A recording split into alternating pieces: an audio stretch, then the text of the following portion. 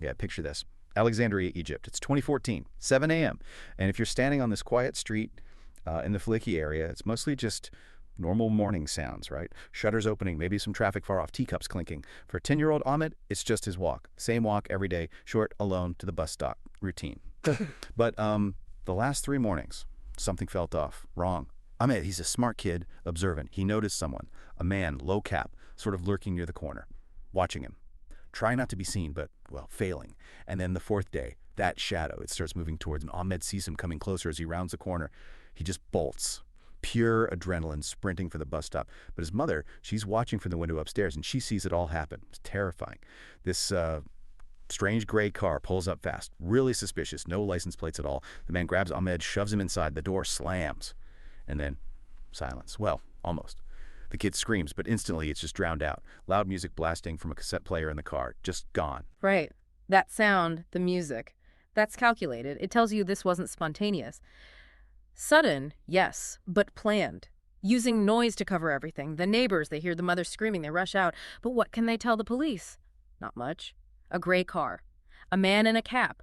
Already vanished. It's thin. But here's the twist, the thing that makes this even more chilling.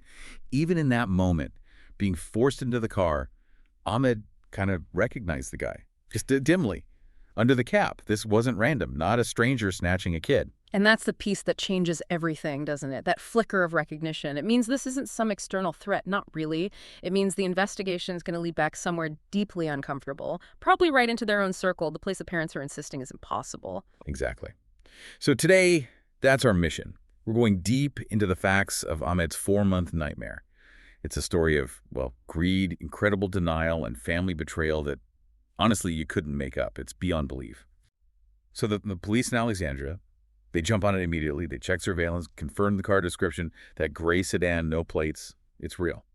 But when they talk to the parents, Ahmed's mother and father, it's like hitting a wall. They're adamant. No enemies, no fights, no one, absolutely no one they suspect could do this. And that's a huge challenge for investigators right from the get-go, you know? They're looking at a clearly planned crime, but the primary victims, the parents, are convinced it has to be strangers. Meanwhile, Ahmed, they apparently made him drink something, keep him quiet. He wakes up hours later. Strange house, totally isolated. And his captors, they don't waste any time. They start laying down the fear tactic immediately. They tell this terrified 10-year-old, you were kidnapped by orders of the sheikhs, and if he disobeys, they'll kill him. Pure psychological control, right from the start. Make him compliant through terror. Then silence for 4 days. Imagine the agony for the parents. Then the phone rings. 3 a.m. A strange voice. We have your son. And the demand. 1 million Egyptian pounds. 1 million EGP. Which is just a massive sum, impossible for them to get together quickly. But honestly, the money almost seems secondary to the threat they make next. This is where it gets really dark. The voice says they're part of a huge human organ trafficking gang, one of the biggest. And they explicitly threaten to sell Ahmed's organs if the money isn't paid fast. Plus the warning, don't involve the police. That specific threat, the organ harvesting, it's designed for maximum fear, isn't it? To paralyze them. But the father, incredibly, makes a brave call. He reports it, tells the police immediately. Good for him. And the police trace that call. It confirms the kidnappers didn't stick around Alexandria. Nope. The call came from way out in Kafr el-Dawar Governorate. They fled instantly. Okay, so the police are chasing leads, thinking organ traffickers. But then everything just stops. Because Ahmed himself figures it out. After that ransom call, he's lying there, terrified, in this strange house. And he hears arguing nearby. He hears a voice he knows perfectly well. The person behind this horror. It's his aunt, his father's own sister. Oh my God, so that vague recognition of the man in the car? Exactly, it clicks into place. The man in the cap who grabbed him, that was Shahad, the aunt's husband, his uncle-in-law. The shock for that child, realizing it wasn't strangers, it was them, family. It's just unimaginable, unthinkable betrayal. And the cruelty, it wasn't just neglect, it feels targeted. His own aunt was horrible to him, made him sleep on the floor, gave him spoiled food. Yeah, that's not just keeping a hostage, that's malice. It points to something deeply personal, some underlying resentment being acted out on the child. It really does. Yeah. So they couldn't stay in that first house, obviously. Communications go dark for about a week. Then they tell Ahmed they're taking him home, get his hopes up, totally cruel. Instead, they drive for hours, leave Kafr el-Dawar, go even further away, deep into Zagazig Governorate. Another house, apparently even worse, more remote. Then, about 3 weeks in, Shahat's partner takes Ahmed somewhere else again, forces him to call his dad, a desperate, urgent call. Ahmed has to say he's being tortured, that the kidney operation is happening tomorrow unless the money arrives in hours. The pressure is immense. And look at the movement. Alexandria to Kafr el-Dawar, then Zagazig. That's jumping across governorates. It shows planning, sophistication in avoiding being traced. The police would recognize this as an organized group skilled at evasion, creating geographical noise, as we sometimes call it. They're using that terrifying organ trafficking story basically as a smokescreen for what seems like a financially motivated crime, but with this incredibly complex evasion plan. And all this time, the aunt, the sheer nerve of it, she's calling her brother, Ahmed's dad, regularly, pretending to be worried sick, asking if the police have any leads. Unbelievable, just the audacity. But the police are closing in, slowly. They get a break from that initial surveillance footage. The man in the cap. He strongly resembles someone known to hang around with Shahat, the uncle-in-law. Apparently, this associate was known for always wearing a cap and, let's say, questionable activities. Right. So this connection, it's getting tighter. The police bring the father in. They have to ask him directly, do you suspect your sister? Do you suspect her husband, Shahat, and the father? Still, completely refuses to believe it, says it's impossible, unthinkable. Yeah. He cannot accept his own sister could be involved, especially not in something as horrific as organ trafficking, which is the threat still dominating his mind. Wow.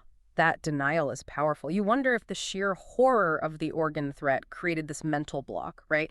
It's easier to believe in a monster from outside than one inside the family. This cognitive dissonance, it really ties the police's hands, strategically speaking. Exactly. They realize he just can't face it yet. So they shift tactics. They tell the father, okay, keep talking to the gang like normal, play along. They hope to trap them that way without forcing the father into an open confrontation he's not ready for. Then, about 2 months in, the kidnappers get nervous again about locations. They call, tell the father to bring the ransom to Port Said. But almost immediately they call back, change of plans, meet in Sinai instead. More geographical jumps. Port Said, then Sinai. That's 4. Then 5 different governorates they've dragged this through. They're definitely feeling the heat, trying to confuse any police surveillance. Desperate moves. And then the exchange attempt basically falls apart. The father has to admit, look, I've only got 200,000 AGP, not the million. It's all I could raise. Yeah. The kidnappers, they flip out, threaten to kill Ahmed right then, and then they send a video. Oh, no. Yeah. It shows Ahmed. He's crying, hysterical, begging his parents to pay the money, talking about the operation. And you know who's standing just off camera coaching him, telling him what to say? The aunt and Shahat. His aunt and Shahat. That video, that's just peak cruelty. And absolute proof. So after 3 incredibly long months, the police team is practically living this case. They're hitting locations in 3 different provinces where they think Ahmed might be, but every time. They're just missed him. The place is empty, recently abandoned. They know they're close, but always a step behind. They finally have enough concrete evidence. No question, it's the aunt and Shahat.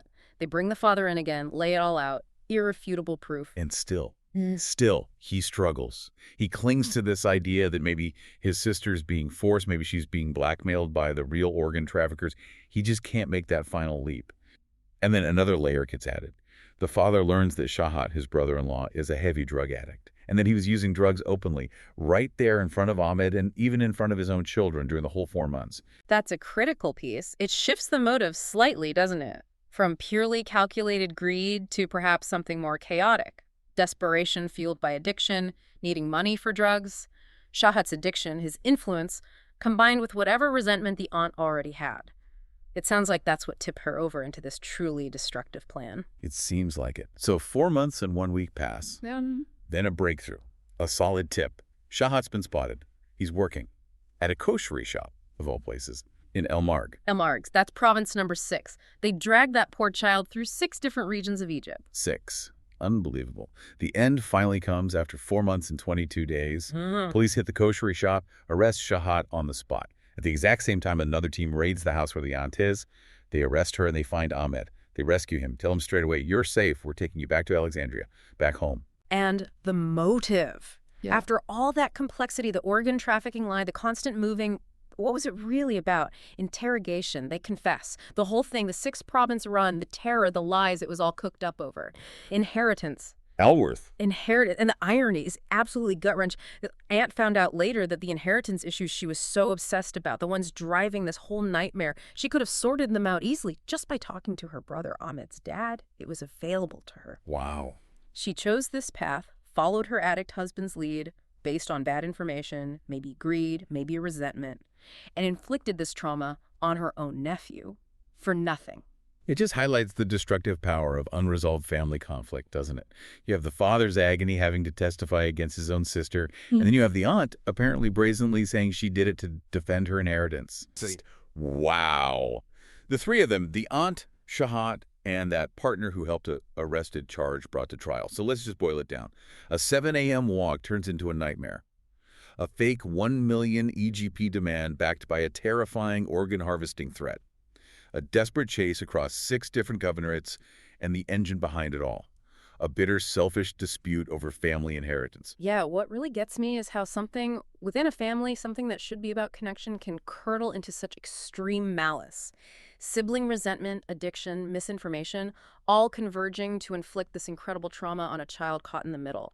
It's a chilling look at the darker side of human nature, really. So thinking about this, what does it mean for you listening? We saw Ahmed's father trapped in denial for 4 months, right? Unable to believe the threat came from within, needing it to be some outside monster. Right. So the question I'm left with is this. Considering that deep protective denial, even when the evidence starts piling up, what does it actually take? What does it take for any of us to finally accept the worst, the most unthinkable truth about someone we love, even when the facts are staring us right in the face?